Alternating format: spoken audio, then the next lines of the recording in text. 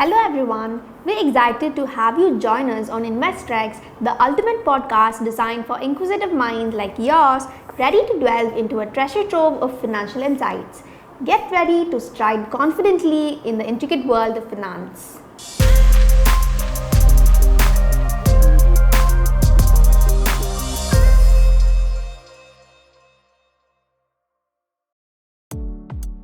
With us today, we have Mr. Shriram Parameswaran, founder and CEO of LifeMaximum, a company that has been helping people live life to the maximum since 2018. Mr. Shriram's mission is to help CXOs and senior management professionals live their life to the fullest. With leadership roles at ACG and Eaton India, Shriram excels in strategic assessment and turnaround management. He is a qualified independent director and certified Marshall Goldsmith stakeholder-centered coach. Outside of his professional life, Shriram is a spiritual speaker, photographer, cook, and adventurous enthusiast, enjoying scuba diving and paragliding. Now, let's hear from him directly about his journey with active and passive income over the years.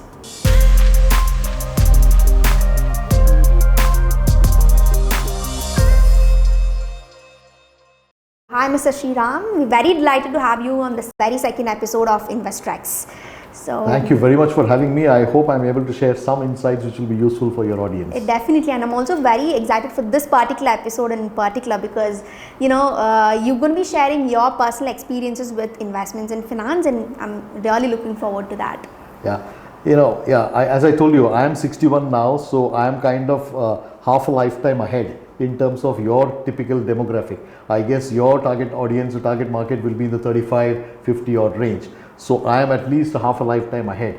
But whatever I share in my practical experience will be relevant to most people because I will touch upon some of the fundamental aspects which are not linked to age, not linked to time. So hopefully it will benefit more of the people. I hope it does. I'm sure it will, sir. No problem. And to get started, let me get into a topic that's very general. So your personal experiences with active income. All right. See, I am an engineer by qualification, and hence and therefore I had a choice to make when I got out of college, out of IIT Madras, to see whether I want to be in the US or be in India. I had an opportunity to go to the US, but I chose to make my life in India. So that was a fundamental decision that I took. Why I'm talking about this decision of mine is that my active income source, therefore, when I got into the job market, was my salary only. And coming from a middle class family, that salary is very important to us. So my active income stream when I began my corporate life in 1984 was a salary check. So that was the only source of income with which I had to maintain my standard of living, create wealth, etc. I knew that as a bachelor, this is the wealth that I'm creating right now, but I need to get married. So I had to think about how am I going to manage my income and manage my life ahead. So salary was the only income source. Perfect, sir. So this looks like you had a plan back then. Was it like a plan that, after so many years you had to do this, you had to invest in a passive income stream? Do you have something like that, or was that something that came along the way? If I to take a flashback to 1984, honestly, there was no plan at all at that time. The only plan was that I want to make a successful career in India. I do not wish to go abroad. At that time, my thought was possibly after a couple of years after getting into the job, I might get into a IIM or etc. for a management course. I wanted to do that on my own funds or not on my parents' funds, etc. So the only goal that I had is that after a couple of years, I need to save enough money to get into a management institute. That was the plan. But apart from that, I did not have any plan at all. I was just looking at ensuring that I do that. One plan that I've always had, and I will recommend all your viewers to always follow, is that be very clear on what is the kind of lifestyle you want, and based on that lifestyle have a clear idea of how much it is going to cost you to maintain that lifestyle.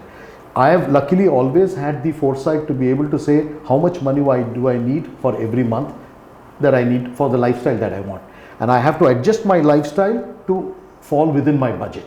So I've always learned to live. That's the value that my dad and mom have given me. Know what you want to spend on, have the courage to have that income with you. If you don't have the income, tweak your lifestyle to live within your income. I've never lived on credit, so the only planning that I've done is manage my expenses and ensure that my lifestyle is falling within that income stream. So basically living within your means. Living within my means. Okay, and it also looks like you had great, budgeting and tracking expenses skills. So I think that's something we all lack, but then I'm happy to hear that you had that. And at that time, honestly, we didn't even have an Excel spreadsheet, etc. Okay. All that I knew is that, okay, this much amount of food, this much amount of rent, this much amount of clothes, etc. Rough idea. That's all that you need. Actually, you don't need many more tools. Today, you have so many tools and financial planning tools which are available, and budgeting tools, etc. I didn't have all of that. But even having a rough idea on how much you need for a month, whether your income in a month is over and above that, that's all that you need to look at. And be willing to compromise your lifestyle if your income is not that. Do not live outside your means. I'm not advocating the plastic credit card culture of the US where you live on credit and create a huge thing. I'm not a fan of that. So I've been disciplined as far as that is concerned. So the only planning that I used to do is how much is it costing me every month. I have a clear visibility on that, and I would encourage everybody to have a very clear understanding of what does it cost you to live a month on your own income stream. That idea you need to have. Perfect. So yes, like you said, using your credit cards again creates that vicious cycle of falling in debt, and again it goes there on. Yes. Talking about your journey, what was your risk appetite level like when you initially started with your passive income streams? And also I came across study that basically said that age and the amount of risk the person is willing to take are basically indirectly correlated. So meaning which the younger a person is, the more risk they're able to take, and vice versa. So what's your take on that as well? I think that's a very good observation. Yes, generally it is true that younger the person is, the ability to take risk is much more, because you have lesser dependence, you have more time on your hands, and so therefore you can take a greater risk. So generally it is true. I also adopt that philosophy, and I do plan my investments accordingly. But my experience of life is otherwise too. For example, the longevity of life, right? You might talk about life expectancy being around 79 to 80 years, but it's not that everybody has that kind of a lifespan. Yeah. So anything could happen to you anytime. There have been cases of people having lifestyle diseases like cardiac arrest, etc. even at 25 and 30. So therefore, what I say is that life is very indefinite. Hence and therefore, if you have financial dependence on you and people are dependent on you for their financial security, etc., you need to ensure that you manage your risk profile very well. Just because you are young, you cannot afford to take all the risk. So you need to be calibrated in that. That's a philosophy that I also follow. Please look at my practical situation, right? I entered the job market. My income stream from my salary was the only thing which I was able to use. It's only when I married, and I took a conscious choice to marry a professional so that we have two incomes in the family. Okay. Hence and therefore we know that when we are coming together as a family and we are going to have bigger, a budget for a monthly lifestyle, we have access to two incomes. So these are the simple decisions that you take to ensure that. So to begin with, to answer your question on my own risk appetite, to begin with, it was very conservative because we had only our incomes, my income and Nirmala's income as a regular income source. So our risk appetite was very, very low. And over a period of time, we have been able to manage that and take into higher risk also. And even I have ventured into more riskier investment opportunities only after I do a disciplined study in terms of what is the investment all about, have I ever ventured. So my risk profile is conservative now. It was conservative then as well. It has not changed dramatically, even though my age was 25 then and now it is 61. My risk profile has frankly remained the same. That's quite different from the norm, but that's really interesting. So I like how you did not stick to what the survey said, but then you had your own way of doing things, and that's turned out well for you. True. So now we've come to an important juncture, sir. So when you look at your passive income, it's always or almost all the time funded by your active income. So you earn your active income, get the money, and then you put a little bit or a portion of it in your passive income streams to get your passive income returns from the streams. So what is your take on that? Did you have a game plan when you initially started with your passive income streams, or how did it go? So just give me an example as to what you did. Let me give you my perspective on Yes. that. I think that's a good question, but I have a different perspective on this. Okay. It is not always necessary that active income has to fund your passive income. My understanding of passive income is very different. I hope I am correct, but I will give you my perspective on that. Okay. To the extent of if your monthly income from your job or from your business or whatever it is, if that is a surplus over your expenses, then you have the delta. That delta is what you invest. That investment becomes a revenue stream for the future in terms of interest income or dividend income or whatever it is. Yes. So that is one form of a passive income. Okay. But it is not necessary The that only active source. income has to be funded, or the passive income has to be funded only by active income. Got Let me give you an example. Suppose I'm a working professional in a company or so. I might be a chief executive, I might be a marketing director, I might be a general manager of a production activity, etc. etc. I get a regular income. The surplus over my expense I invested, that gives me some returns. But I'm also a singer. In the evenings I go to a club and sing. That gives me a second income. I could be a golfer. I play golf. I win a championship. I get $1 million. That becomes my second income. So I'm saying every person has got skills and abilities beyond what you deploy in the workplace.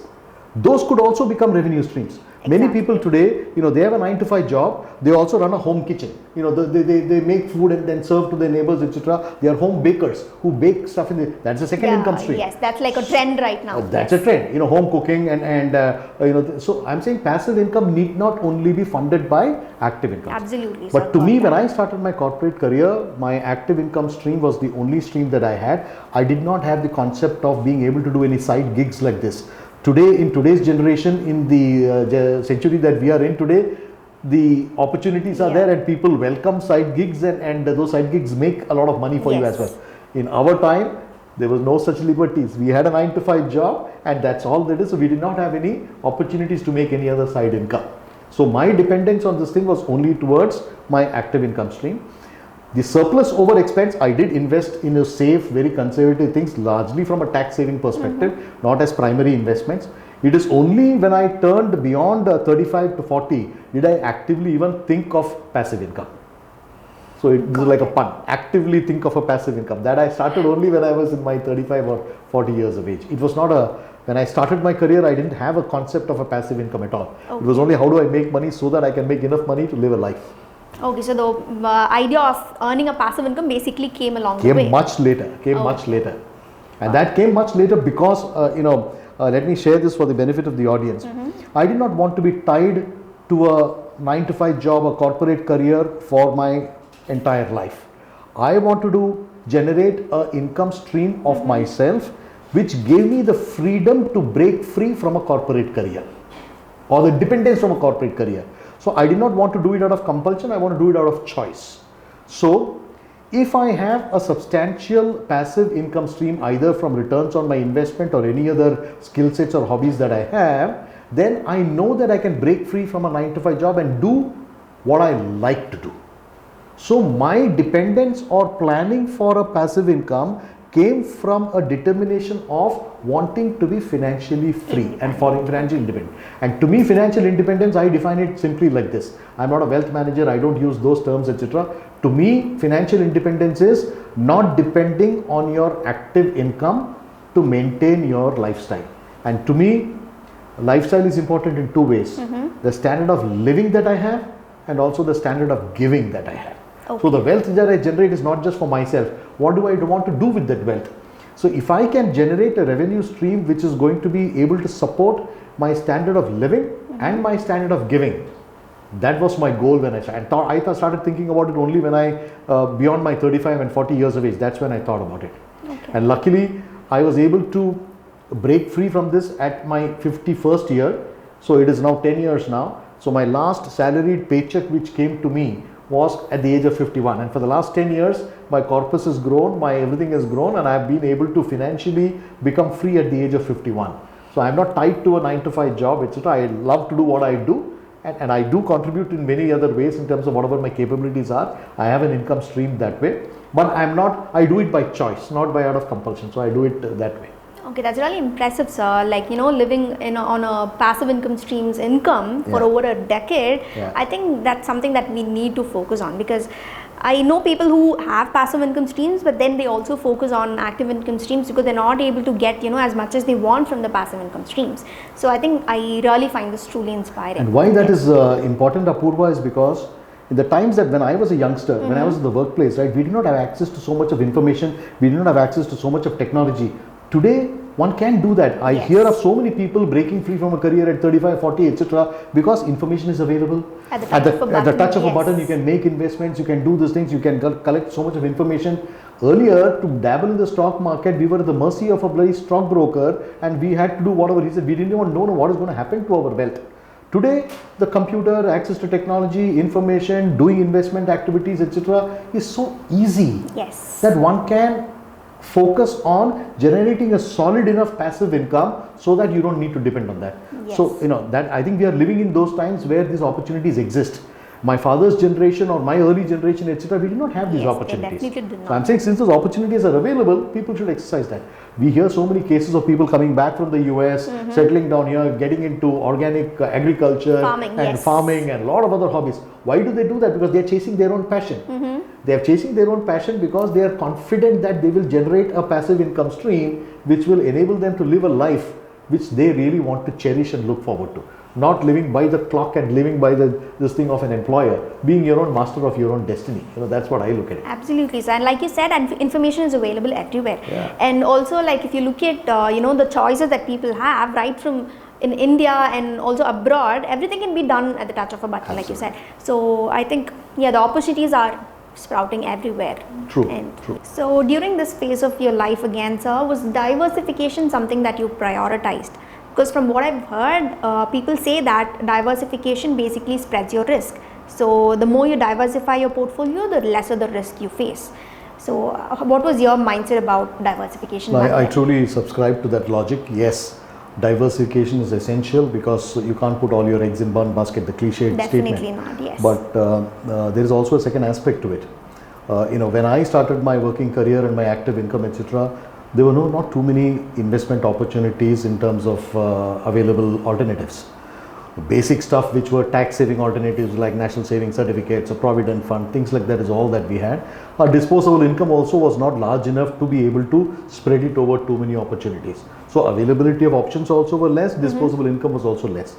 Now the generation that we live in today, there are so many different instruments which are available, Yes. each of them having their own characteristic, their risk, their profile, the value proposition that they offer to the target market, etc. And it will be rather ridiculous if we were not to take advantage of this diversified portfolio. Different instruments are catering towards different risk reward profiles. You can go towards pure equity, you can go towards pure debt. On one side you have higher risk and higher gain, and here you have lower risk and lower gain. So you need to balance that out. And there are a plethora of opportunities available today. Because of the internet, because of access to computing, technology, etc., etc., and information is available freely to everybody. Because of that, too many opportunities are coming up. So you need to have access to all of that, take a decision on what you want out of that. You can't spread your money thin over everything. Yes. So you have to pick and choose. It's like a buffet. You might have 30, 40 dishes on the table. You're not going to taste all of them. But you cannot just say, I'm going to have just rice and dal and come out. You will taste a wide variety of them. You might not taste all 30, 35 dishes, but you will select around 10 or 15 dishes and I say a little bit of that, little bit of that. So diversification is nothing like a buffet meal. You have all the opportunities available. You need to evaluate that. You need to participate in that so that you can maximize your return. So diversification is essential. When I started my career, it was purely basic tax saving instruments. That's how the basic principles that I started off with. But gradually, at that time, access to the mutual fund market, access to the primary stock market, etc., was very difficult. It was not possible at that time. But today, if I look at it, it's very easy to access the mutual fund market, to corporate fund market, to international investment opportunities. Everything is a cryptocurrency. Everything is available. Yes. So you have to evaluate everything and decide what is true for yourself. So today, I have diversified my portfolio across 4 or 5 various assets. Some assets which people recommend, I don't. For example, a lot of people say that you need to have something in gold. I don't, look at that. Precious metals I have not diversified into. I have not diversified into commodity markets. So I have a lot of equity investments. I have a lot of debt instruments. I have a lot of corporate debt and bank fixed deposits, etc., sovereign debt, etc. I also participate in the property market, real estate market. Earlier, my real estate market were basically properties that I owned, waited for appreciation, exited and upgraded. Today, the age profile that I'm in, I don't want to hold 8 or 10 different properties all across India.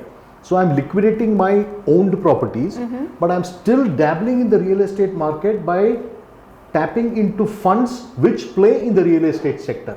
So my participation in the real estate market is not by owning properties, but by participating in funds which participate in the real estate market. So you have to make these decisions yourself, and that's the portfolio that I have created thus far. Okay, and that was a really practical example that you stated. So that basically put a smile on my face, because I go to a buffet, I'm not going to choose just one dish and sit with it the whole time. I'm going to be testing other dishes as well, and go with the ones that I like. And likewise, you go and test opportunities that are there everywhere. And like you said, opportunities are sprouting everywhere, every minute, every day. True. So leveraging those opportunities is what is going to be fetching you the income. Absolutely.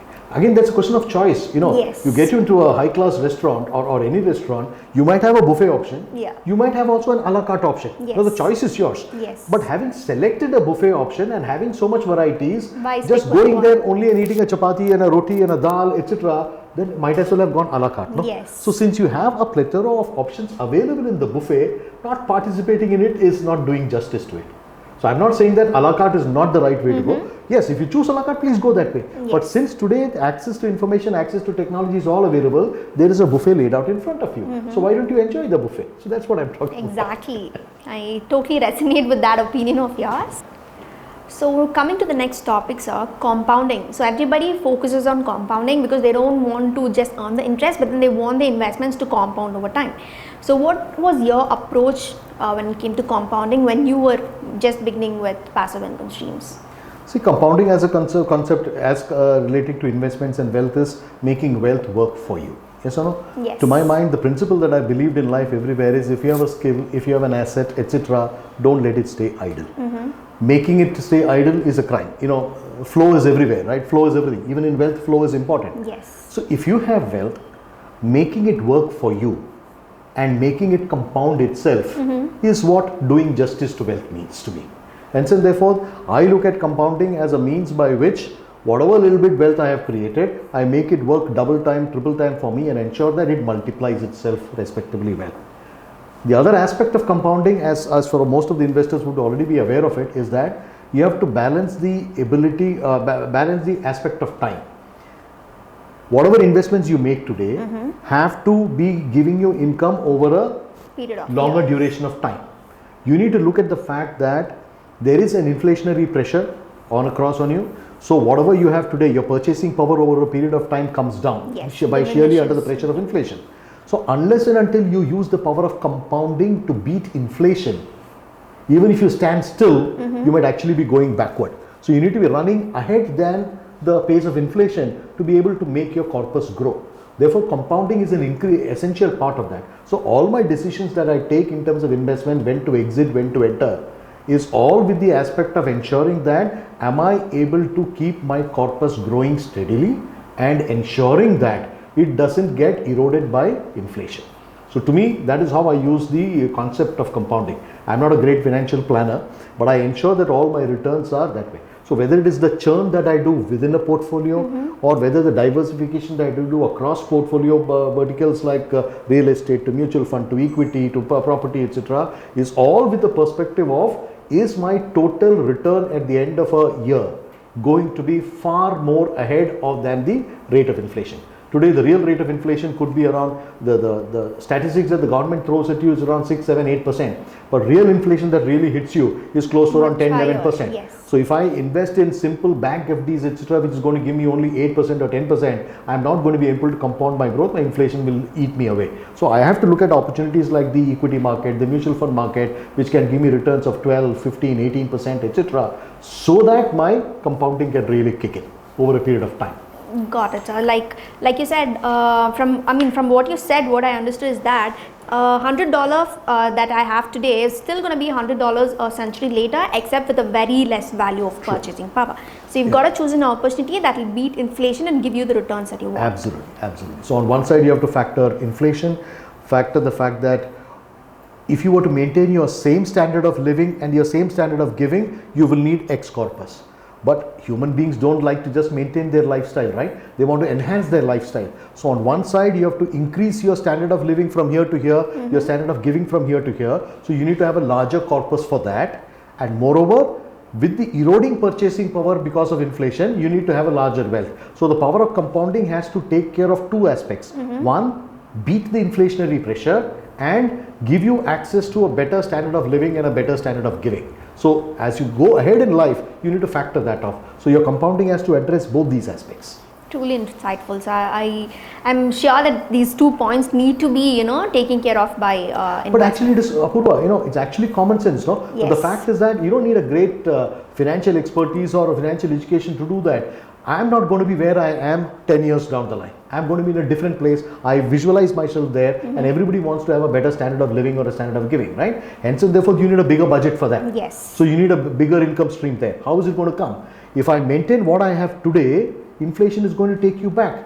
So I need to first of all ensure that I'm able to go to this level, Yes. and I'm also going to ensure that inflation doesn't kill me. So Yeah. I've got to take care of both these aspects. Yes, sir. And sometimes, we already know these concepts, Yeah. I know that, inflation has to be, taken care of by the investments that I make. It has to grow. But then you sometimes need an external factor to put that thing in your head where you True. actually start working towards Yeah. it. So I Like for I'm example, sure- if a guy is entering the job market today, he might only look at, okay, I need to buy a vehicle, I need to buy a home, etc.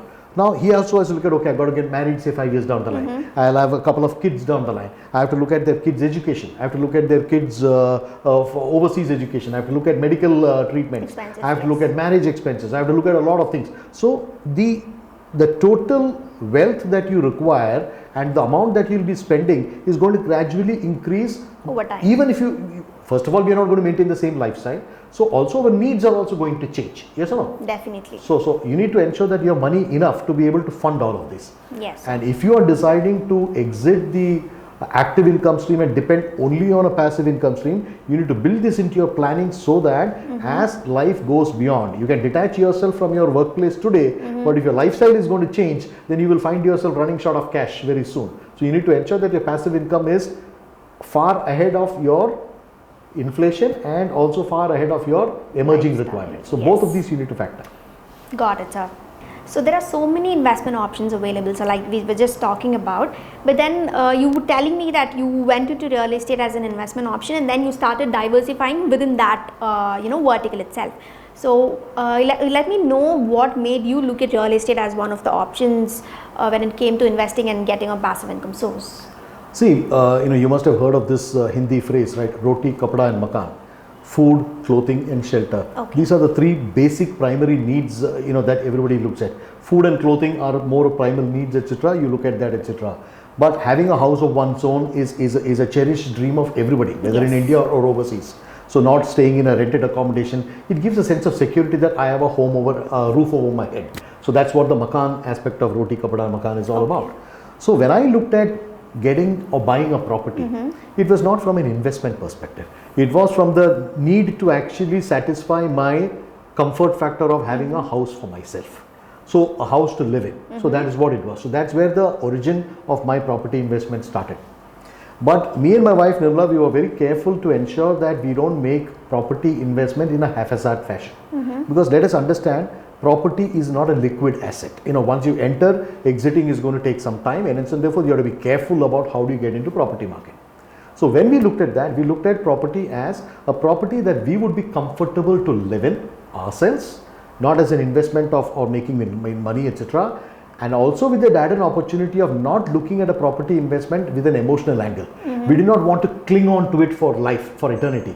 We wanted to have the courage to be able to divest that once we believe that it is appreciated fairly, and then move on to the next higher level of property. So if I were to look at our property investment decisions, we bought something which was appropriate for us in a city, in a location within a city which we believed will appreciate well, which will meet our current needs. Hold on to it for a few years, enjoy it for a few years, ensure that you are tracking the market appreciation.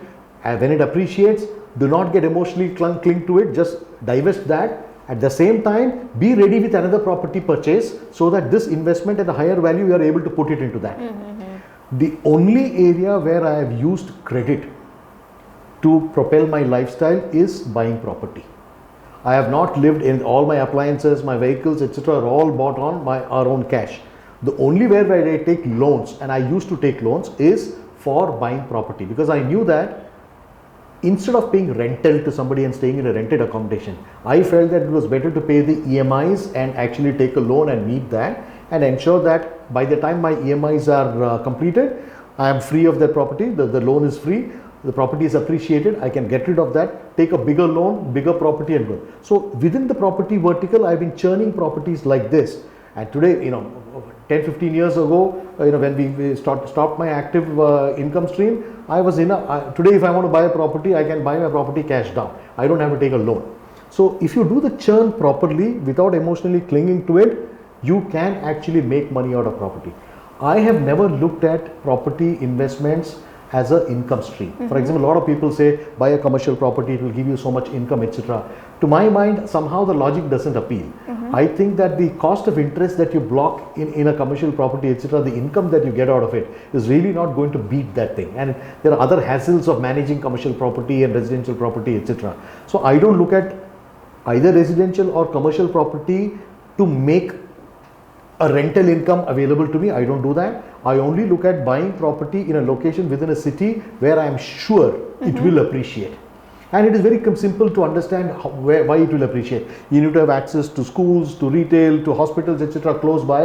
It should be in a decent enough locality, etc. The demographics of that market should be right. If it is there, people will always need housing. Yes. And therefore, you need to be able to exit that and bring on. Some people make the mistake of saying that, oh, this is my first house, I don't want to sell it, etc. We don't fall into that logic. So I don't have any emotional linkage with mine.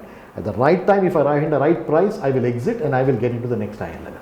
So that's my property decision. Yeah, so I think that's very smart because like you said, people in general and especially Indians are very emotional. So if I buy a property, I myself will get too attached to it, right? Correct. So I think that's a very smart move that you've made there, like no emotional connection, but then I look at it in a very logical sense. Yes. So when you buy, you have to buy with a lot of thinking and logic.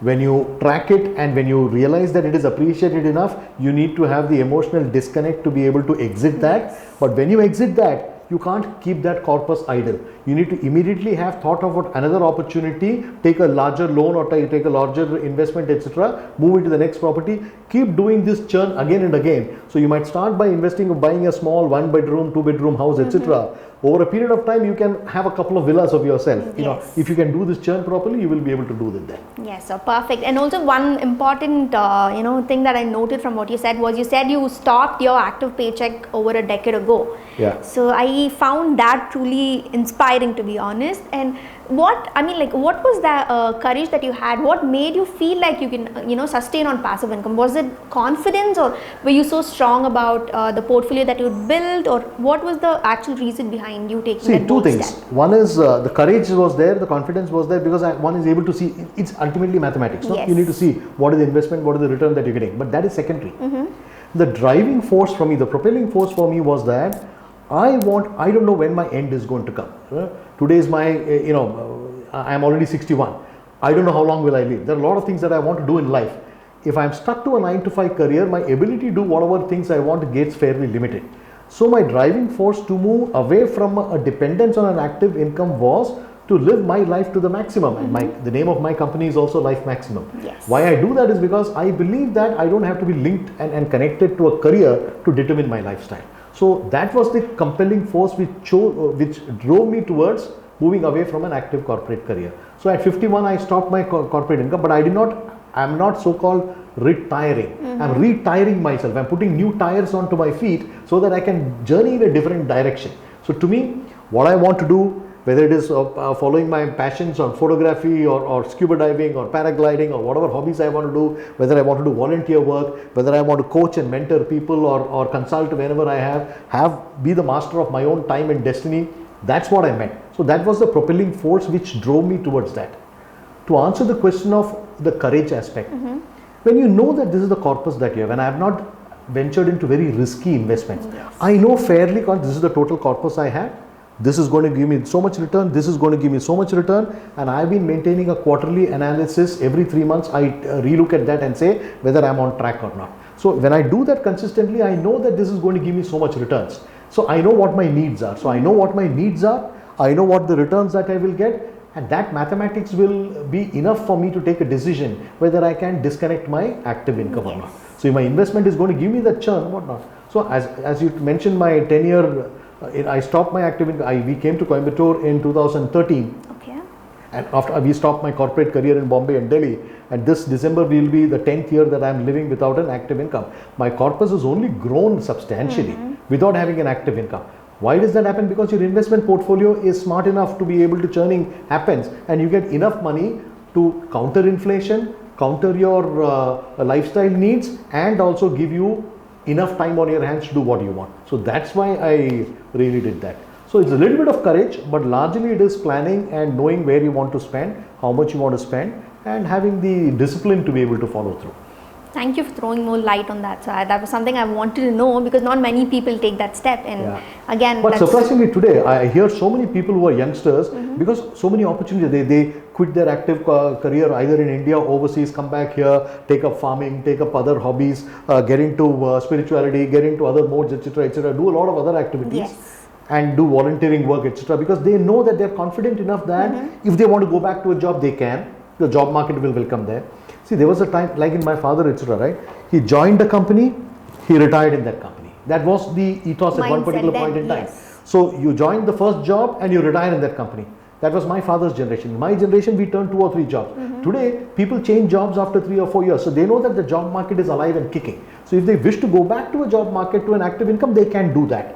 So they experiment. They want to get into entrepreneurship. They want to try other hobbies. They want to try becoming a social media influencer. They want to do a lot of stuff, etc. And the opportunity is there. Why not participate in life? Exactly. So that's what it is. So I encourage people to look at that and don't be determined. Oh, I have to work till 58, which is the retirement age. I have to work till 60. No. Work as long as you want to do, as long as you enjoy what you're doing and you're doing what you enjoy. That's what I call living a life to the maximum needs. Perfect. So your thoughts on wealth management and the disciplined approach towards handling finance has been truly insightful, sir. But then, were these the only 2 principles that helped you gain a positive outcome of your financial journey until now? See, some of the things which are fundamental to wealth management in my perspective, and whether it is when I started my career or whether it is today, these are all golden principles. They stay permanent, and there is no time aspect to this. They are all evergreen aspects. One is that, what is your attitude towards wealth? Like health, like any other asset, etc., wealth has to be respected, it has to be managed, it has to be nurtured, and you have to have a positive attitude towards that. So that is extremely important. Irrespective of timeline, instead of your risk profile, etc., this is key. So your attitude towards wealth is very important. Number 2, you need to have a very clear idea of what kind of a lifestyle you want, a standard of living and a standard of giving, and also you need to have a timeline to say that what is my financial independence milestone? When do I want to become financially free? You need to look at that. Yes or no? So once you have clarity on that, then your decision between active income, passive income will all start kicking in. So you need to have a very clear understanding of what kind of a lifestyle, both standard of living and standard of giving, and your financial independence, you need to have that. This is the second point. Third point is that you also need to decide that I am going to follow a disciplined and a systematic approach. Decide whatever approach you want to do, but then stick to it with a discipline. You can take inputs from your financial manager, wealth manager, etc. You can take from friends, etc. But adopt some disciplined approach for yourself. The disciplined approach that I have taken for myself is, once every 90 days, 33 months, I will review my portfolio. I'll take small churns at that time, but at the end of every financial year, in the first 15 days of April, I take time out, I look at my entire portfolio, make major shifts every year.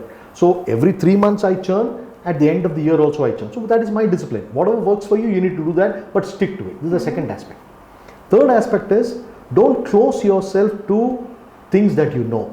Be curious to learn about new opportunities, new investments, etc. Amass knowledge, collect knowledge. Today all the knowledge is available. Use that and ensure that you are aware of what is the latest offering.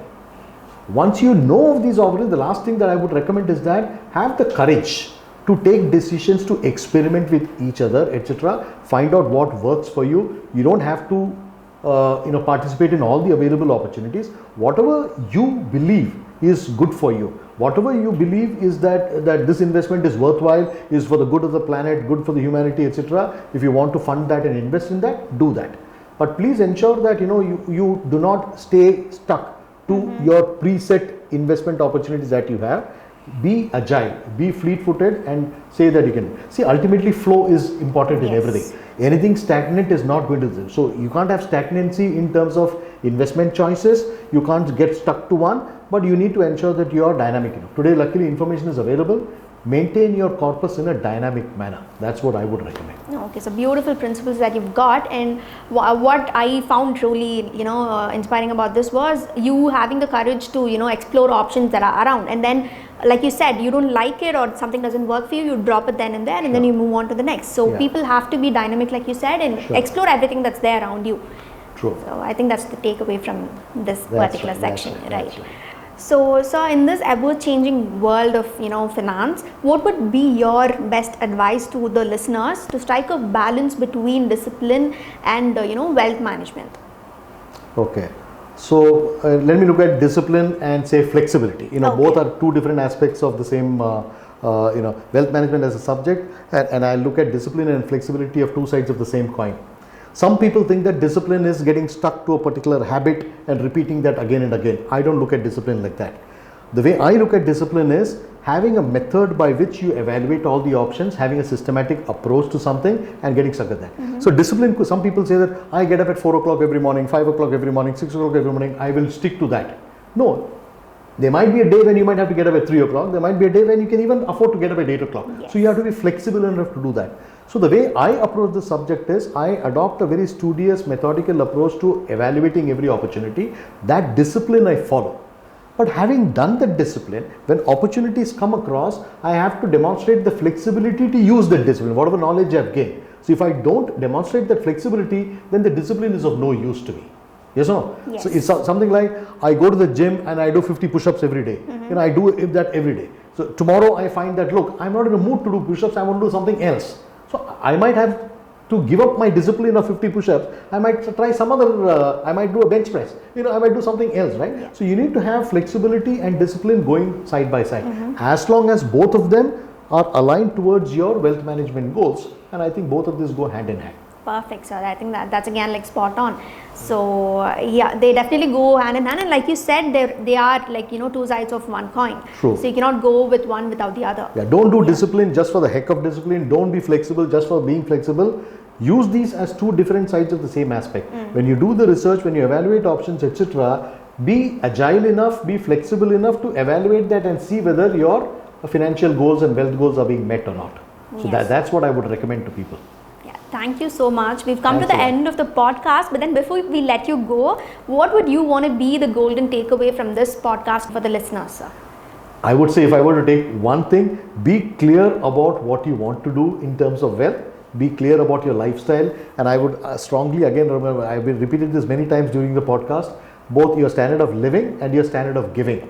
Because when you generate wealth, it's not just for yourself. What are you going to give back as a legacy? You need to look at that as well. Be clear about that. And also be clear about what are the kind of financial independence, what are the kind of financial freedom that you want.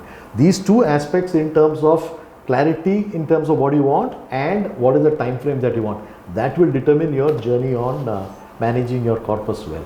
Thank you so much, sir. The whole session was truly insightful.